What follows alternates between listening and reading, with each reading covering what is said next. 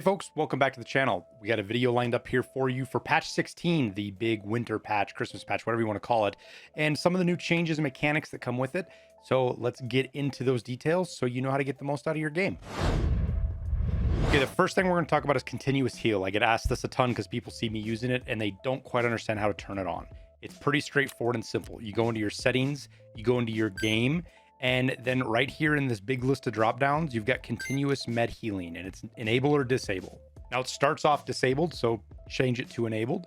And then the only other thing you have to do is go to your controls and where your slots 4 through 0 are. You have to make sure these are all set to release. And it doesn't have to be all of them, but it's whichever you use your meds for. Those have to be set to release in order for the continuous heal to work. Now, the beauty of this thing about continuous heal is that, like, let's say you get a bleed, you stop the bleed, but all of your limbs have like 3 health taken off of them. It used to be a pain that you just had to heal over and over again. Now you hit heal once and the animation goes into a loop. Now, each limb takes a full animation on each med. So like if you use a grizzly, the grizzly doesn't heal your whole body through one animation. What it does is it runs the animation and heals that body part, finishes the animation, and then just automatically starts the next heal. Now, it has priorities in what it heals because let's stick with a grizzly where you can heal bleeds and light bleeds and heavy bleeds and broken bones. It prioritizes specifically in a certain order. Now, hopefully in the future, we can change this prioritization around because I don't really prefer it, but this is the treatment priority that is currently in the game as of patch 16's release. The first thing is it's going to do is it's going to heal a heavy bleed, and that's whatever part it is. It's going to also then move from that heavy bleed to a light bleed. Then from there, if it's able to, like with a grizzly, it'll heal a fracture, and then it goes to the body part with the most missing health. And then the next priority is head and then thorax. So like, let's say everything's missing 1 hit point. What it's going to do is it's going to go to the head first and then the thorax, and then it'll go to the various other limbs.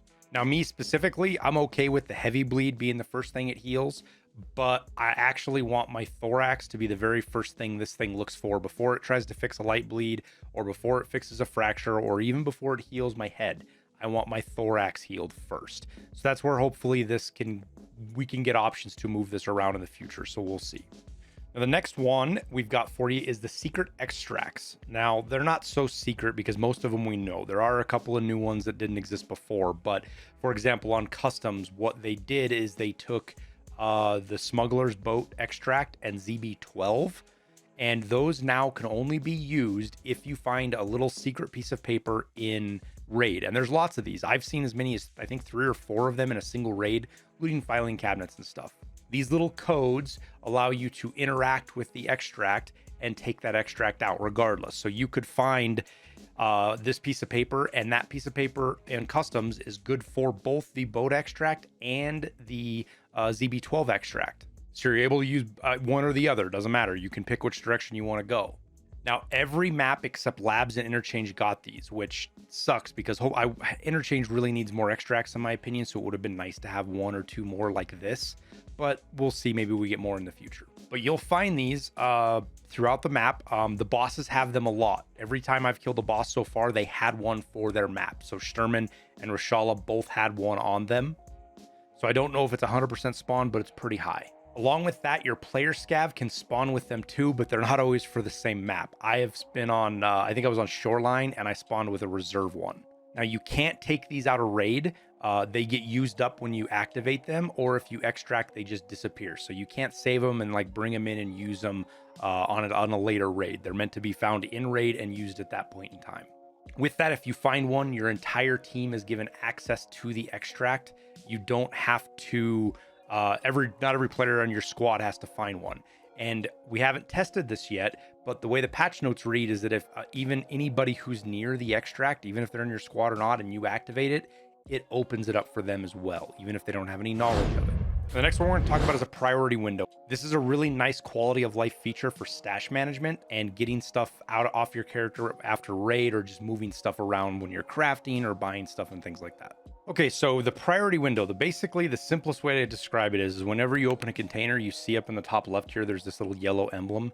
That is your priority container. And whenever you control click, any item that can go in there will go into that container. Now, if you have multiple containers open, as you can see, it's going to move around to whichever one you basically click on last, and whichever one's on top, if you will. So as I'm clicking around on these, you can see how the yellow magnifying glass moves. Now, the beauty of this is you can open up, like we'll open up this mag case. And if I've got ammo case and I have ammo I want to put in here, I control click the ammo. But if I control click the sugar, it just moves it around in the inventory. It doesn't throw it in there. So you can just quick click everything, and what goes in there does, and what doesn't. You got your ammo, and then you can do the same thing with obviously the food. It's the priority window. Now this works with every container you open, and it works in RAID as well.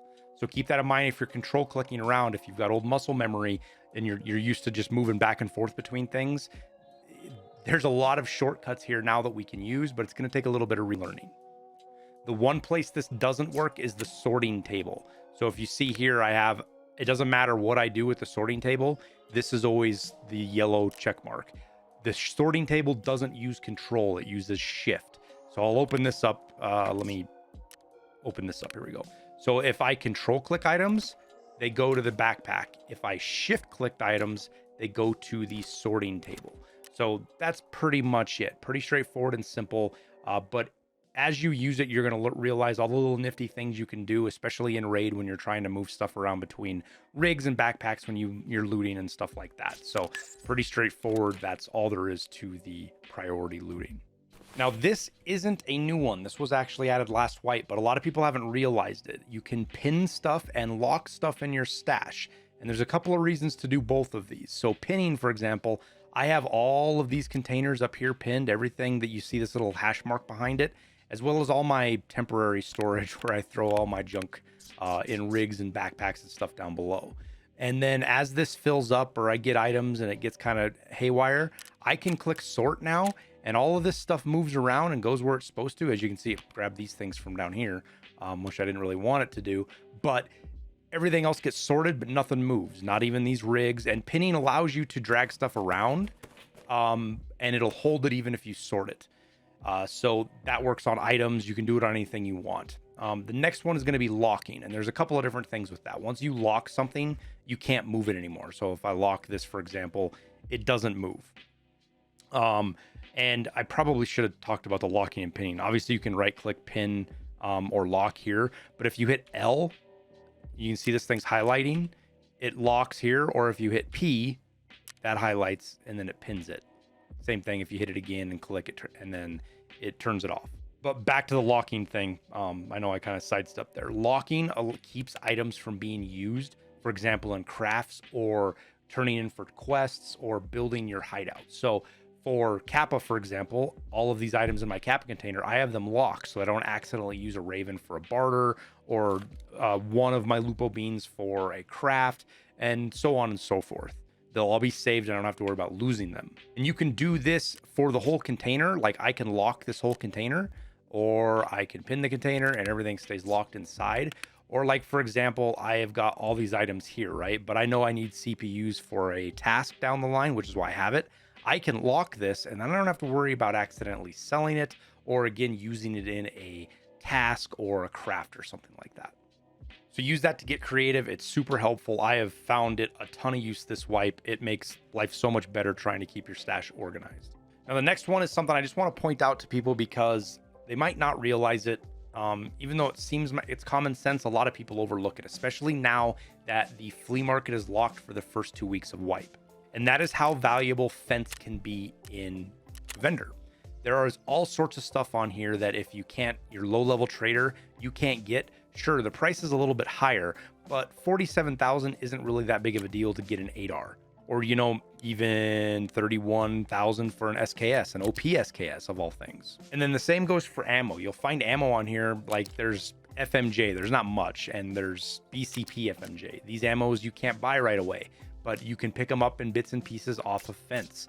Same thing with gear and backpacks and armors. These armors aren't in great shape, but this is still a class 4 armor on your chest plate, which works pretty well. It's going to catch people that are using SMGs by surprise when they try to shoot you and you don't die because you've got class 4 on. And some of these rigs, a lot of these you can't buy at lower level, and the armors are okay. This armor is not bad. If you can get a hold of armors like these 6B13s and stuff, awesome. But backpacks, things like that, You know, 80,000 might seem a lot for a backpack, but being able to use a camelback tri-zip that's got 30 slots, if you're pulling out just straight vendor loot, you know, that's a couple 100,000 rubles worth of loot right there, assuming you survive your raid. And then even meds. You can occasionally get meds off of here that you wouldn't normally be able to buy. IFAX, AFAX, things like that. And this is before you get to Fence 6.0. Now, I don't imagine anybody's going to get 6.0 Fence before the flea market turns on, but they might. But there's a lot more deals on him at 6 Fence. So don't hesitate to take a peek and see what you might find on him. You can even get weapon attachments and stuff that you might need for gunsmith occasionally if you get lucky. All right, now the next one is the hideout customization. We got a new button over here on the left, and it allows us to change all sorts of stuff. Now, if you look in here, yes, it's Christmas time, but my floor looks different, my wall looks different. And on top of that, I've got a poster over here that you can't normally have. Just don't tell the wife. That's all done here with this button. You got floors, walls, ceilings. You can even modify your targets eventually. None of these show up because these are on the level 2 range. That's why if I click on these, you don't see anything change here because these are the targets on the level 2 range. Posters are the next one. Each area in the hideout can have, you know, there's 3 in security, 2 in generator, all of these things. And the posters are actually items that you can find in raid. Like, for example, the bunny poster that I have at the rest space here is a one that I got on woods. You pick it up, it's a 2x2. They can go into your docs case. So if you're looting with a docs case, that can help you get them out. But once you get them out, you can throw them up on any of the various places in your hideout. And there's lots of posters. So go after and figure it out. On top of that, you can even do figurines. I don't really have anything set up yet. I guess, I do have one on the nutrition unit I can do. And this just kind of works like a lot of the other stuff. I can put the Kerman cat here on my my med station because there's a shelf. So my Kerman cat is sitting right there. And it kind of works like your trophy case that you build once you get your door done and stuff like that. But there's all sorts of options in here for you to put different things. And the interesting thing about it is, keep in mind, let me see if I've got another one other than my Kerman cat. I don't think I do. You can use these as basically storage. You know, I can put a lion there and that saves me space in my stash. So if you're getting tight on stash space and you've got your hideout leveled up a little bit, go ahead and throw your lions in there and get rid of those 3x2s that are taking up space. Now, for the rest of the stuff, this stuff is unlocked via tasks, achievements. For example, the floor, I believe there's a one for doing that makes it look like the factory. And I can't remember which one it is. Or maybe it's the walls, the factory walls. Yeah, so this is earn the achievement hammer and scythe. This is killing Tagilla 15 times. That unlocks that, for example. And then there's other ones for prestiging and all that kind of stuff. So you can look through and figure out which ones you like and if you want to work towards getting those or not. Okay, now the next one is a big contentious one that a lot of people, it's divided the community, and that's fine, but that's not here to argue about it. It's about to talk about the found and raid requirement for hideout. So when you're upgrading your hideout, at least for now, unless BSG changes it later, it takes found and raid items.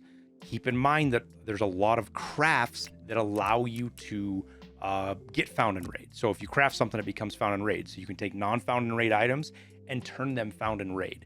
So for example, one that I use a lot is this power cord craft that turns it into 8 wires.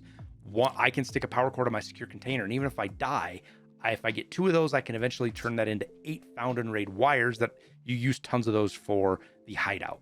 The other big one that is I really suggest people look at is hoses, because these corrugated hoses, you need tons of them. I think, man, it's like 38 or something. I should go look at the number, but it's an absolute gobstop of these things to upgrade your hideout.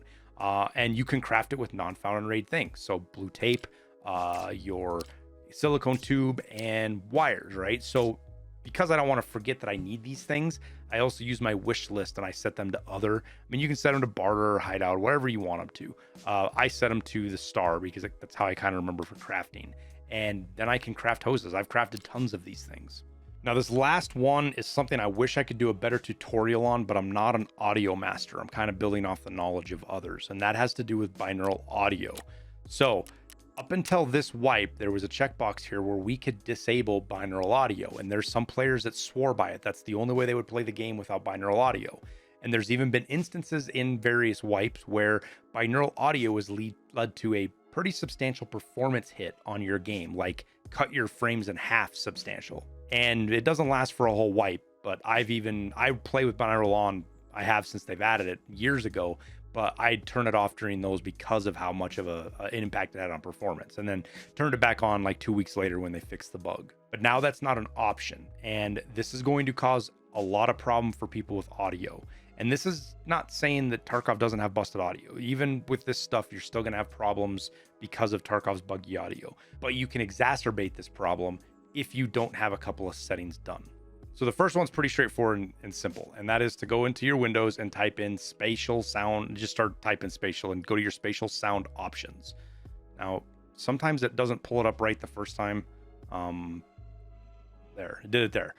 You want to make sure that it is turned off. Not getting into what this means. It's stuff to do, but in order for binaural audio to work, it works inside Tarkov. It is actually part of the engine, or it's its own engine, but it works in the 3D space of the game, and it uses technology, binaural audio, to trick your ears into hearing directional audio, basically, is what it boils down to. But if you have settings like this on, this happens after the fact. So the game creates the audio.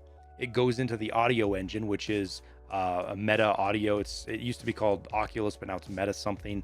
That engine then interpolates all the stuff with the audio direction, and then that sends it to your headsets. Stuff like spatial audio or any other 3D audio software sits in the middle of that process between the meta audio engine and your headsets, and then it screws it up.